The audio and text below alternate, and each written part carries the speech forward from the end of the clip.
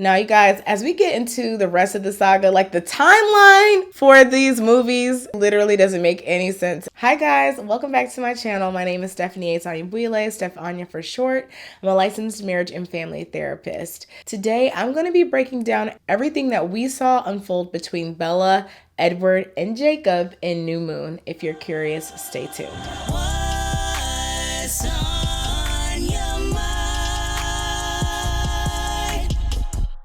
All right, so New Moon is a sleeper hit for me. When I first read it in high school, I wasn't a fan because I missed Edward. I was like, where is Edward? I can't believe we had this thick book and he's literally in 10% of this book. But as I read it as an adult, now it's probably my favorite, if not one of my favorite in the series. And when we talk about the movie, even though the movie is kind of problematic, especially when you think about the things that were missing between the book and the movie, I personally feel like the cinematography in this movie, gorgeous. The music choice, the soundtrack in this movie, my absolute favorite of the entire series. So New Moon definitely has a special place in my heart. So the movie opens up with Bella starting her senior year, and it's also her birthday. Bella is awakened from a dream where she realizes that she looks exactly like her grandmother, and it just reiterates the fact that she's aging and Edward is not. So this is her 18th birthday, and you may know or remember that Edward is perpetually 17. That's when he was turned into a vampire, so now Bella's feeling old.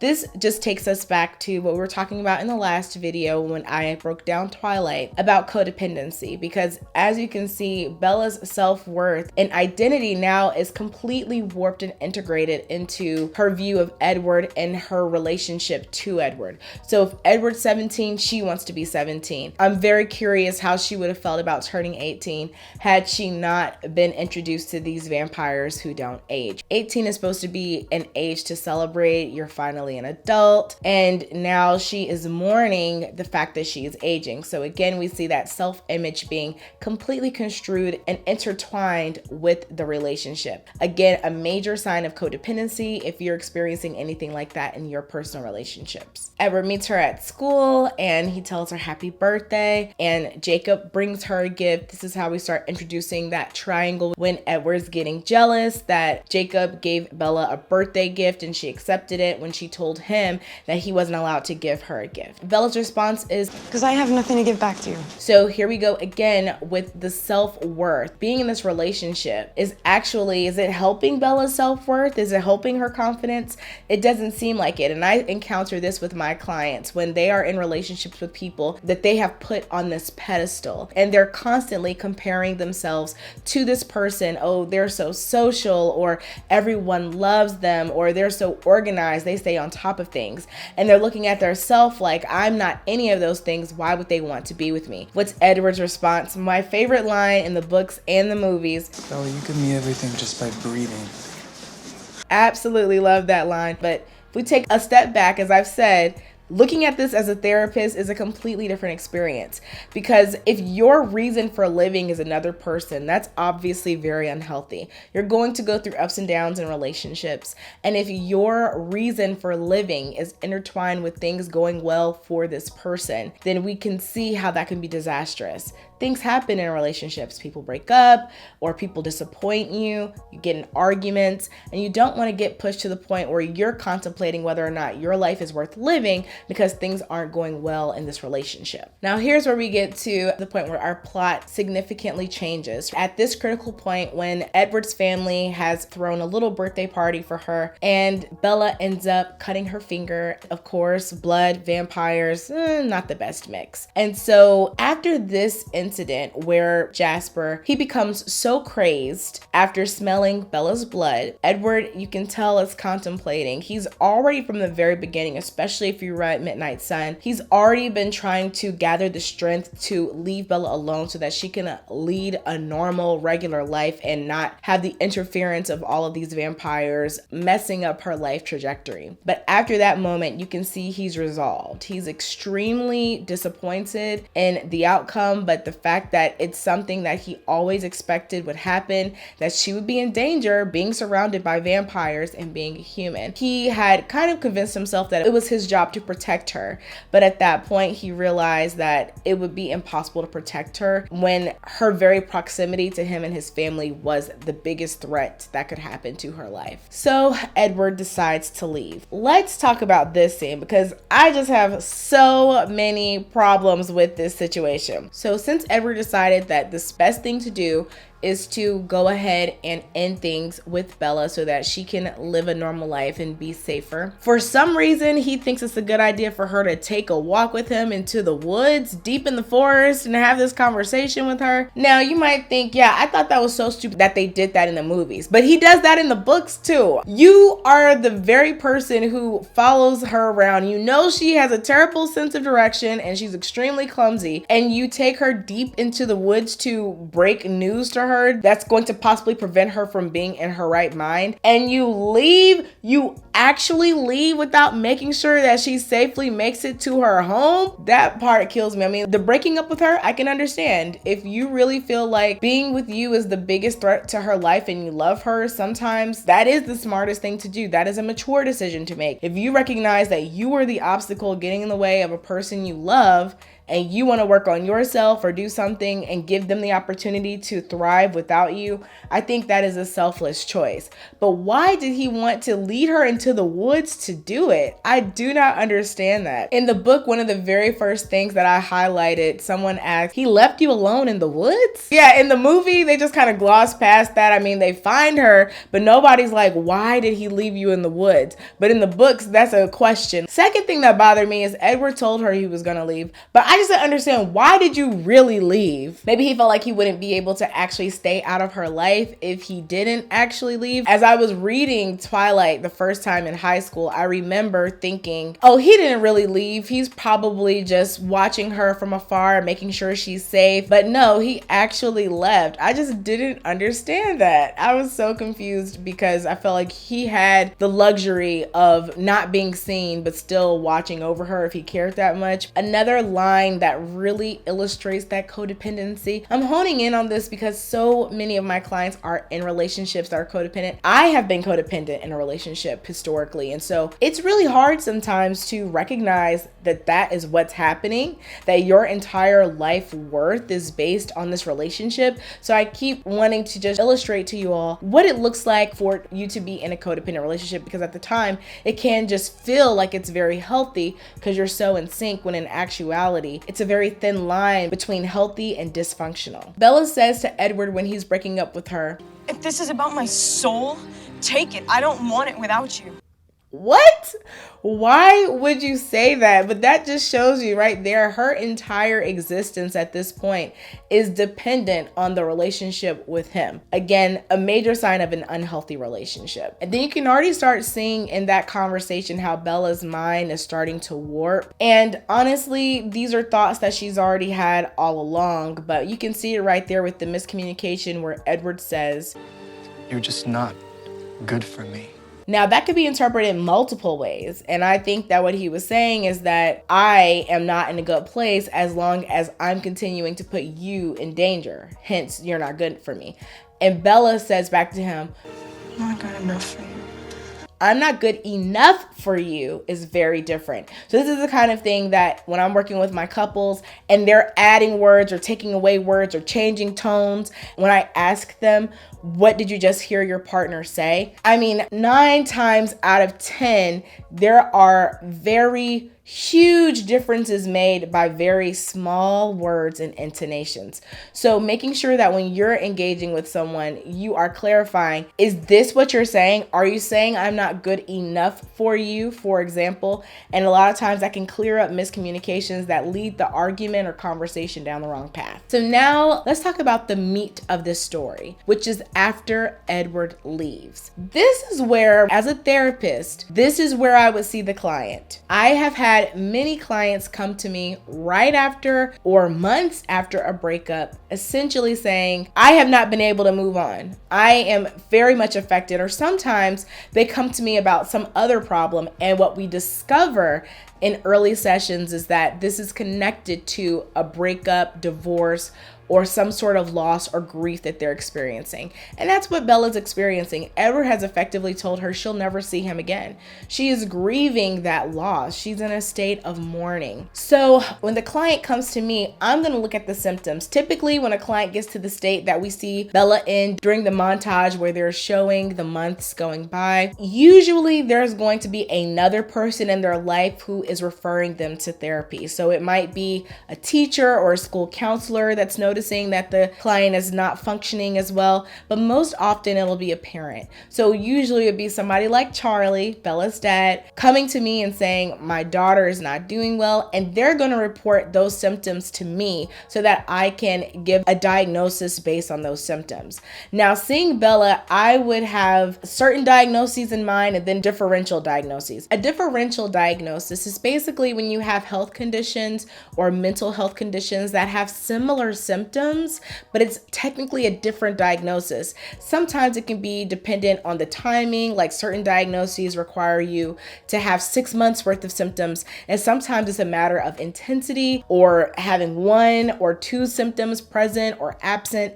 It can be very difficult to hone in on the exact right diagnosis because everyone is different in their experience of things, and usually you don't fit into this perfect checklist of symptoms. So that's why sometimes if you go to different providers, you'll get different diagnoses, and that's why sometimes the same provider will change your diagnosis after a while if the medications or treatment is not working as effectively as it should with that diagnosis. So I'm going to share the symptoms, the main symptoms that we see Bella having that would lead to maybe 2 or 3 different diagnoses that with time we'd be able to hone in on, but also I think this will be helpful for anyone else that is seeing someone or has experienced similar symptoms so that maybe you have a starting point to reach out to a mental health professional or doctor on your own. So the main one that we see illustrated within that montage is a condition we call catatonia. And that is when a person is fixed in a certain position, very stiff movement. Bella was pretty much staring out into space, looking numb, looking still. That is what we call catatonia. And it usually represents some form of shock, a state of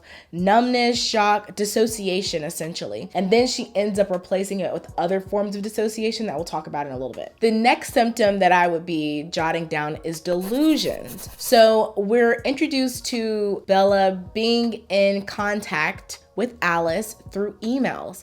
But then what's revealed after she gets done with her emails, that there's a long list of not delivered emails to Alice. So that would be considered a delusion because it begs the question, does Bella at some point expect a response from this email address that is no longer valid? If she is continuing to try something that is ineffective, now if she's just doing it as a form of like journaling and she knows that she's never going to get a response, that's one thing. But if she's doing it hoping that she will get a response when she's getting these sender returned email notifications over and over again and hoping to see something different, that could be considered a delusion. The next thing we see are hallucinations. When Charlie suggests that Bella moves back with her mother, she's distraught at that idea because she is still hoping that the Cullens will come back. And her dad says, He's not coming back. so to convince Charlie that all is well and she is seeing her friends, she tells him that she's going shopping with Jessica and that she's going to do a girls' night. She actually does go out with Jessica and she sees a gang of guys on motorcycles. And you may remember from the first movie that one of the first times that Edward revealed himself to her as her protector and that he had been following her is when she was in danger with another group of guys. So that memory made her think, well, hey, if he is still around somewhere watching me, then I'm going to have to put myself in a dangerous situation so that he'll present himself and protect me again. So as she's walking towards the guys and on the motorcycles, for the first time has a hallucination of Edward. So she's hearing his voice. Those are auditory hallucinations. And she's seeing him, which is a visual hallucination. And so that's the next symptom that will be very concerning to me is, we're sitting in session and she says, well, I've been seeing him every time I'm afraid or in a dangerous situation. I'm writing that down in my notes like, okay, we've got some psychotic features. The next symptom would be impulsivity. So even getting on the bike with those guys is not something that Bella would typically do. do. So impulsive behaviors are things that we as therapists constantly have to watch out for, because sometimes it can be indicative of mania, for example, with bipolar disorder or disorder on the schizophrenic spectrum. So impulsivity, sometimes, we just go through highs and lows and we do fun things. And sometimes it could be indicative even of addictive behaviors. So those are things that we want to pay attention to see how capable a client is of taking care of themselves. And the last thing, the major thing that would really affect, I would consider to be the differential diagnosis here, are the night terrors. When Bella is sleeping and she's screaming and her father has to come in and wake her up, that is the thing that would make me think that probably the most appropriate diagnosis, if these symptoms were to persist for a month, which we saw, it would be PTSD, so post-traumatic stress disorder. But some symptoms would not necessarily be considered symptoms of PTSD. So that's why we talk about differential diagnoses. And then a lot of times we also talk about comorbidity, meaning there may be multiple diagnoses that are affecting the patient at once. Because Bella also could meet the criteria for schizophrenia or schizoaffective disorder due to the hallucinations and delusions. Those psychotic features usually are things that would make us consider a disorder on the schizophrenia spectrum. So let's talk about some of the examples in the movie and the book that would make me think that this is likely PTSD, basically trauma response, right? So first of all, the fact that we can pinpoint the onset of the symptoms to a traumatic event, which was the breakup, could indicate PTSD, whereas a lot of times with diagnoses like schizophrenia, we can't necessarily pinpoint an exact reason why these symptoms have begun to appear. One of the lines from the book that beautifully illustrates the feelings of PTSD is when Bella thinks to herself, "Forbidden to remember, terrified to forget. It's a hard line to walk." So in The Body Keeps the Score by Bessel van der Kolk, he talks about PTSD when it became a diagnosis. It was because a lot of veterans from the war were being diagnosed with schizophrenia as a result of the flashbacks that they were having after the war. And they were thinking there has to be another diagnosis. And one of the things he talked about is how a lot of the veterans would refuse services because of their survivor's guilt.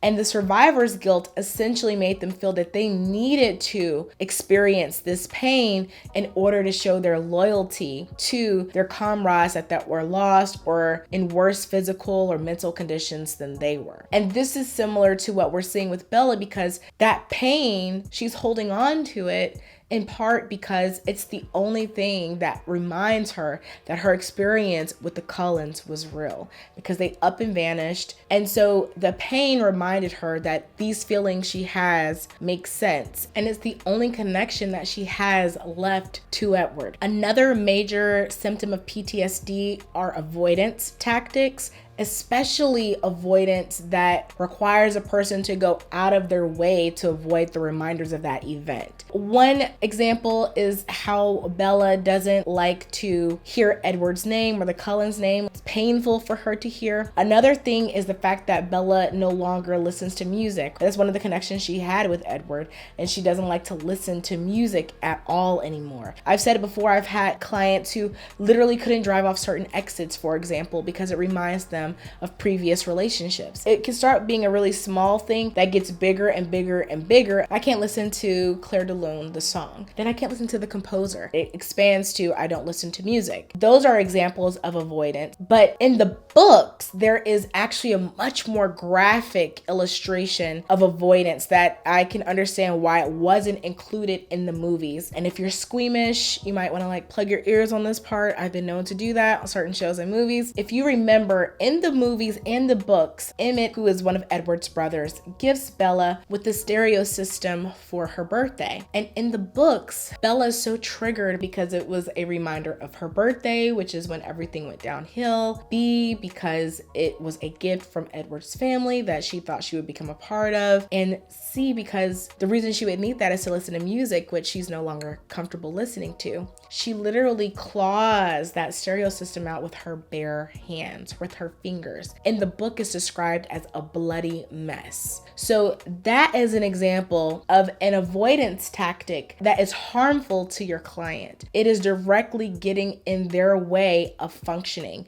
it was more important not to have that stereo system in her car than it was to prevent herself from feeling physical pain in her fingers. As we talked about before, one of the primary responses to trauma is dissociation, such as catatonia, as we talked about earlier. But also when Bella starts having these adrenaline rushes, like hopping on the back of that motorcycle, that is also could be considered a form of dissociation as well. In the book What Happened to You by Oprah Winfrey and Bruce D. Perry, who is a medical doctor, who is a psychiatrist who studies trauma, he talks about how dissociation actually releases opioids, and that's your body's natural painkillers. So this is a way that people are addressing the emotional dysregulation that they're feeling and trying to establish some sense of regulation. And sometimes that requires either turning everything off in the sense of being catatonic and numb, and sometimes that means amping everything up. Bella is targeting adrenaline rushes. Feeling something other than pain is the goal when you have experienced some level of trauma. Now, in that book, What Happened to You, one of the top things they talk about, one of the only ways to really properly address trauma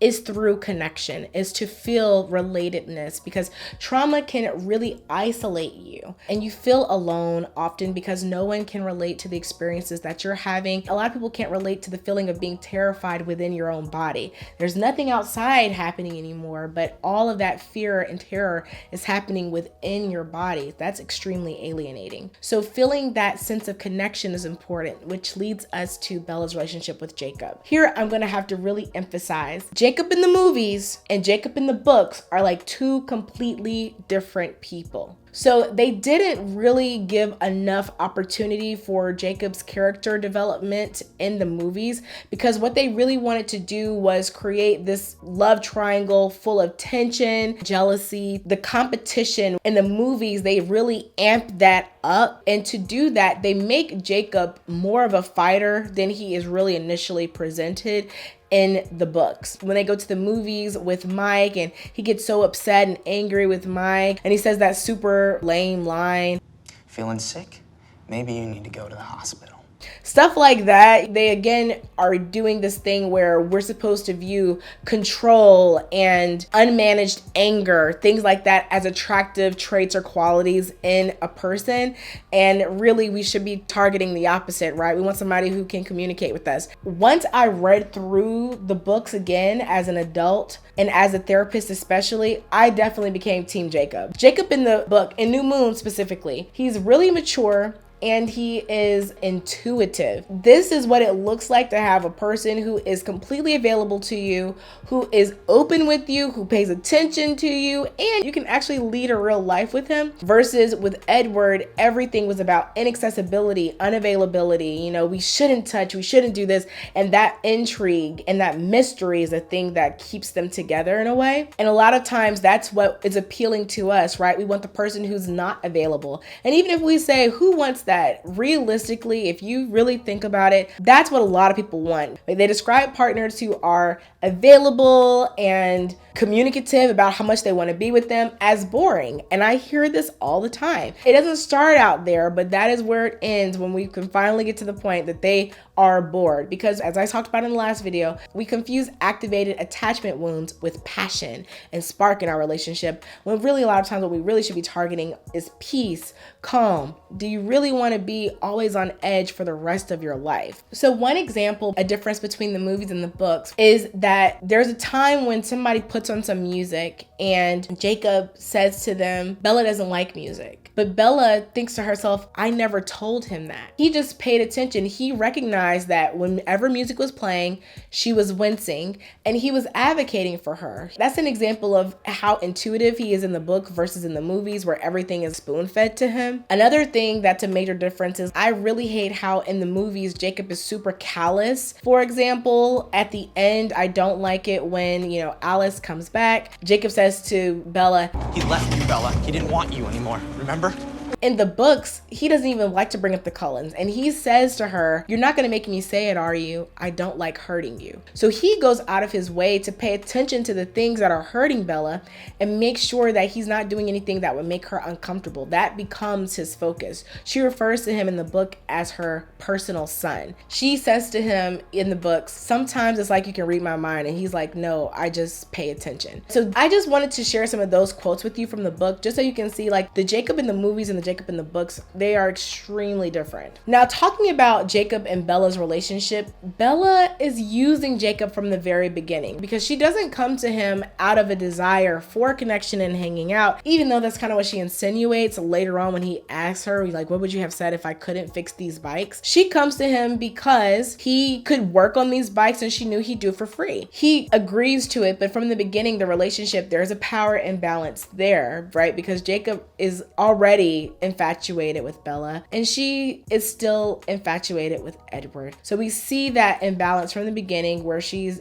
using him essentially, knowing that he really enjoys her company and he is hoping to fill the hole that she's lost now that she's not with Edward, but the feelings she has for him are not the same. And she admits in the movie that she's being selfish, but like I told you in the last movie, just because a person has an awareness, admits, or is honest about toxic behaviors does not justify or excuse those toxic behaviors. We can't give them a pass just because they were being truthful. We've got to take that truth for what it is and make choices and enforce boundaries based on what our hopes and values are. At the movies, when Jacob's trying to hold Bella's hand and she kind of moves it, and in the movie, Jacob goes, What? I can't hold your hand?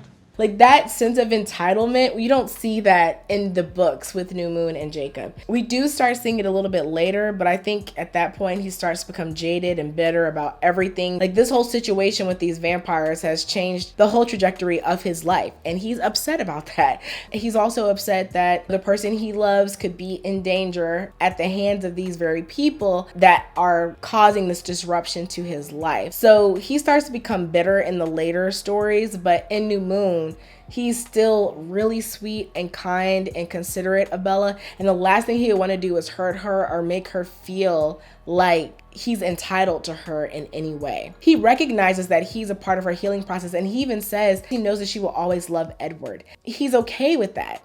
He recognizes that that is her reality. And he says, "I can still be a great partner to you, even though that is how you feel." I feel like in this movie, even though this is supposed to be the Bella and Jacob story in a way, there's really not that much to talk about because they make it clear that Bella is just using Jacob and she has a solid friendship with him, that's for sure, but she also knows what he's wanting with the relationship and she chooses to essentially ignore that and utilize the relationship in the best way for herself. But we do see in the books, their relationship is a lot deeper than it looks in the movies. In the movies, he just seems kind of like this annoying younger kid who's got a crush, but in the books, he's really like her salvation. Now, once Edward comes back, he was going to kill himself because he thought that Bella died when she jumped off the cliff chasing another adrenaline rush. Again, that codependency, your life means nothing without this person. And literally at this point, you're not even around her. And just knowing she's not in the world is enough for you to end your life. It's a very unhealthy dynamic. And Bella drops everything, goes to let him know that he doesn't have to feel guilty. She's still alive. She's still not using context clues that this means that he's still in love with her.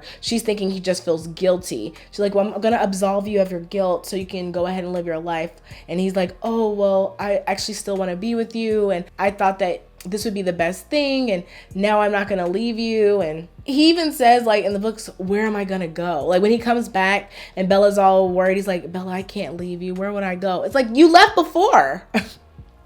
You left before. And so it's totally possible that something could happen and you would leave again. And he says in the movies, "Charlie's not going to easily forgive me, but I hope that you can because I don't think I can live without you." No, at least at the bare minimum, I wish Bella could have expressed some form of anger and disappointment with Edward as a result of everything she had to deal with when he was gone and the things that she's putting people through that she loves, including Jacob, as a result of Edward being in and out of her life. And then at the end, we have the most unromantic proposal in the history of proposals, which is an ultimatum. I'll do this for you if you marry me. Again, Edward uses what Bella wants as a way of controlling her, and we can talk a lot more about that in the later books and movies, but this is where we start seeing it introduced once Edward comes back and he recognizes that Jacob is actually a real threat now. And I mean, it gets bad. In Eclipse, Edward makes me so angry with the way that he tries to control Bella's relationship with Jacob. In the movies, it seems like they want you to be Team Edward, right? They don't really give Jacob a lot of redeeming qualities, but they want to make it seem like Bella should just be with Edward when really, not really 100% sure about that. And so I know we might have some people in here that are wanting to see a little bit more of the problematic relationship between Bella and Jacob, but I really base my view of Bella and Jacob on the Bella and Jacob in the books, not the movies. So if you disagree with Jacob being a better fit for Bella based on the books, I want to see that in the comments, right? I want to know what your arguments are because I could have missed it. Are you Team Edward or are you Team Jacob? And maybe you're Team neither. I'd love to know what your thoughts are in the comments. I ask that you subscribe to my channel, turn on the bell notification so you know every time I upload. Please like this video and share this video. If you've got any other friends who are big Twilight fans like me, please send this on to them. I hope that they enjoy this breakdown. Thank you for watching this video all the way until the end. You definitely didn't have to, but it helps me so much that you did. So thank you, thank you, thank you.